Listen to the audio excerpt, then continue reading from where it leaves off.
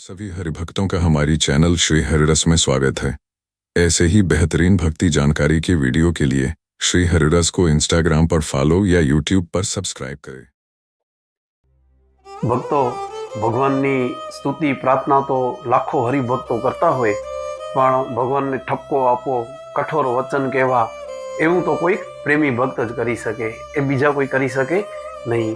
अने क्यारेक क्यारेक भगवानने पण एवी इच्छा थाय के हूँ भक्तना मोढे कठोर वचनों सांभळूं, तो भगवान पण एवी लीला क्यारेक क्यारेक करता होय छे। श्रीजी महाराज ज्यारे विचरण करता था त्यारे एकवार प्रभु विजापुरना मार्गे जई रह्या हता।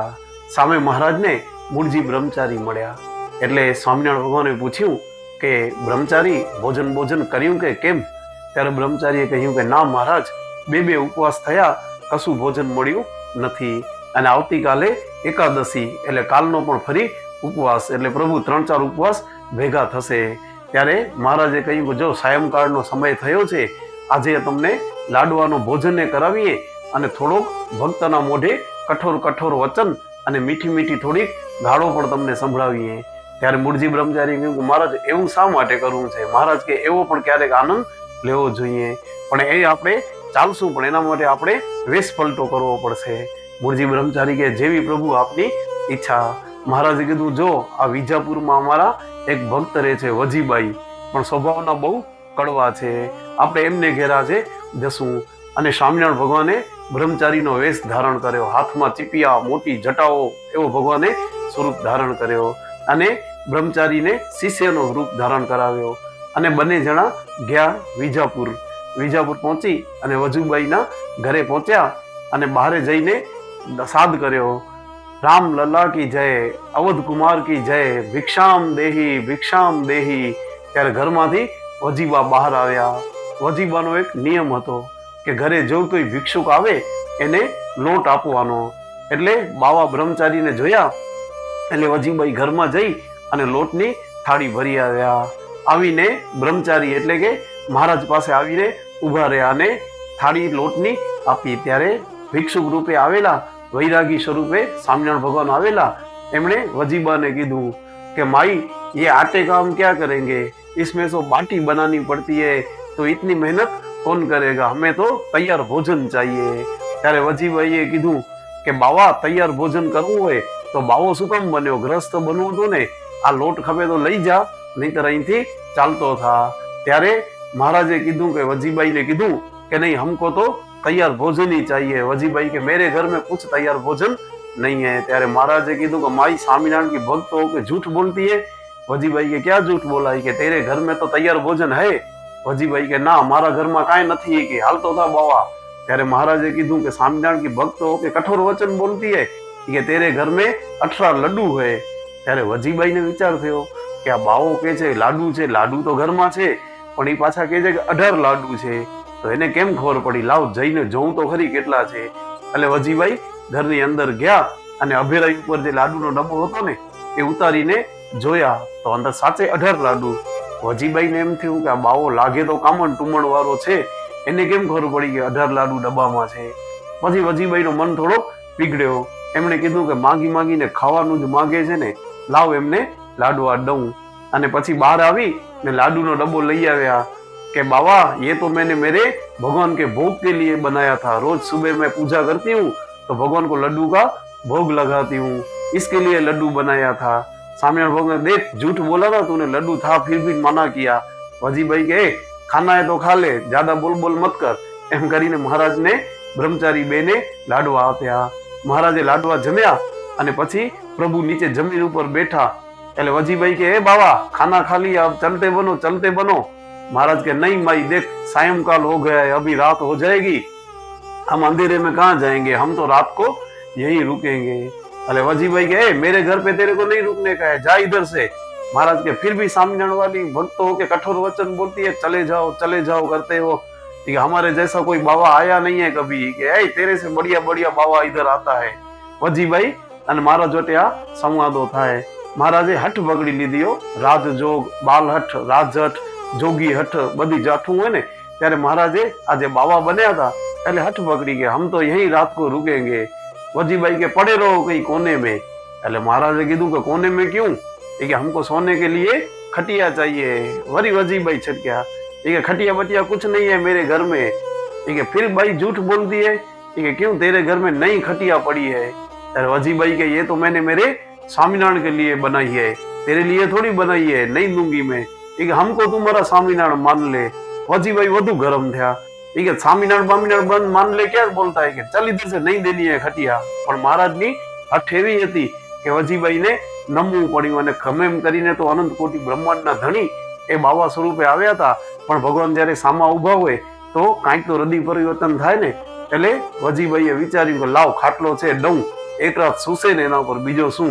એટલે ઘરમાં જઈ અને ઢોલિયો લઈ આવ્યા, ઢોલિયા ઉપર ગાદલો પાથર્યો અને કીધું કે લો સો જાઓ અભી ઇધર। એટલે મહારાજ અને બ્રહ્મચારી હતા, મહારાજ ઢોલિયા ઉપર સુતા રે, બ્રહ્મચારી નીચે સુતા। વજીબાઈએ ઘરનો દરવાજો બંધ કરી નાખ્યો અને પછી અડધી રાત થઈ ને ત્યારે વજીબાઈને એમ વિચાર આવ્યો કે બાવો છે તો ખરો ને, જોઉં ઢોલિયો બોલિયો લઈને હાલ્યા તો નથી ગયા ને, બાવાનો કાંઈ ભરોસો નહીં। એમ કરીને વજીબાઈ નીંદરમાંથી ઊભા થયા। ઊભા થઈ અને દરવાજાની જે તિરાડ હતી ને એમાંથી જોયું કે જોઉં બાવો ને બ્રહ્મચારી બે છે ને હજી આંગણામાં જ। અને એ વખતે જયારે વજીબાઈએ જોયું ને ત્યારે મહારાજે પોતાનો એક ચરણ લાંબો કર્યો હતો। એનામાં એક પેલા એક એવો પ્રસંગ બની ગયેલો કે વિસનગરનો સૂબો હતો ને એ વજીબાઈનો સંબંધી થાય અને વજીબાઈના ઘરે આવેલો। વજીબાઈના ઘરના આંગણામાં તુલસી ક્યારો, પીપળો અને કૂવો એ ત્રણે બાજુ બાજુમાં હતા અને એવા બાજુમાં હતા કે કૂવામાંથી પાણી ભરો ને તો એ થોડીક અગવડતા થતી અને તુલસી ક્યારાની ને પીપળાની પ્રદક્ષિણા કરવી હોય ને તો એ ન થાય, કારણ કે કૂવો બાજુમાં જ લગોલગ હતો। એટલે વિસનગરનો જે સૂબો આવ્યો હતો એને વજીબાઈને કીધું કે વજીબાઈ આ ત્રણે ભેગા છે એનો કઈક કરો ને રસ્તો। વજીબાઈ કે શું થાય એનામાં? એ કે તમારા કહો છો ને સ્વામિનારાયણ ભગવાન છે ભગવાન છે, તો એ સ્વામિનારાયણને કહો કે કાંઈક એવી વ્યવસ્થા કરી દેશે કે તુલસી ક્યારાની ને પીપળાની પ્રદક્ષિણા થઈ શકે। એટલે મહારાજ તો અંતર્યામી સ્વરૂપે આ બધું જાણતા હતા કે આ સૂબો આવ્યો હતો ને વજીબાઈને આ વાત કહી ગયો છે। એટલે બરાબર મહારાજે એ વખતે એક લીલા કરી, પોતાનો જમણો ચરણ છે એ પીપળા દ્વારા પીપળાને અડાડતા હતા ત્યારે પોતાના ચરણને લાંબો કર્યો હતો ને એ જ વખતે વજીબાઈએ દરવાજામાંથી જોયું તો મહારાજના ચરણને છેડ પીપળા સુધી પહોંચેલો જોયો। એટલે વજીબાઈને લાગ્યું કે આ તો કોઈ ભૂત ઘરે આવી ગયો લાગે છે। એટલે વજીબાઈ તરત જ ગોદડો ઉઠી ને સ્વામિનારાયણ સ્વામિનારાયણ સ્વામિનારાયણ કરતા સુઈ ગયા અને નીંદર આવી ગઈ। હવે આ બાજુ એવું થયું કે સવારના મહારાજ અને બ્રહ્મચારી વહેલી પ્રભાતે નીકળી ગયા। સવારના વજીબાઈએ ઘરનો દરવાજો ખોલવા માટે ગયા તો બારે બહેનોના અવાજ સંભળાતો હતો, તો વજીબાઈને એમ થયું કે આ બારે આવડો અવાજ શેનો છે। એટલે દરવાજો ખોલ્યો ત્યારે બાઈઓએ કીધું કે વજીબાઈ આ જુઓ તમારો કૂવો, તુલસી ક્યારો ને પીપળો ત્રણે અલગ અલગ થઈ ગયા છે। ત્યારે વજીબાઈ આવીને જોયું કે સાચી વાત છે, આ તો સુબાએ કીધું હતું કે તમારા સ્વામિનારાયણ ભગવાન છે, તો આ તો સાચી પ્રદક્ષિણા જેવી જગ્યા થઈ ગઈ। ત્યારે વજીબાઈને મનમાં એમ થયું કે રાતના આવ્યા હતા એ રાખે ભગવાન ન હોય કે, પણ ભગવાન હશે કે નહીં હોય એને હજી પૂરો સંકલ્પ હતો નહીં। ત્યારે ઓલો કીર્તનમાં આવે છે ને કે ચરણ ચાપી પીપળો ચલાવ્યો રે લોલ, એવા પ્રગટ પર ચાના પૂર નારજો, વસમી વેળાએ વેલા આવજો રે લોલ। મહારાજે કીર્તનને સાર્થક કર્યું તેને પોતાના ચરણથી પીપળાને ખસેડી દીધો। એટલે બહેનો અને વજીબાઈ તો ખૂબ આનંદ થયો કે સાચી વાત છે, હવે પ્રદક્ષિણા કરવાની જગ્યા થઈ ગઈ। અને સમય જતા જ્યારે એક ઉત્સવ સામૈયામાં ગયા ત્યારે ભગવાન સ્વામિનારાયણના દર્શન કર્યા અને ભગવાન સ્વામિનારાયણે કહ્યું કે કેમ વજીબાઈ હવે પ્રદક્ષિણા કરી શકો છો ને?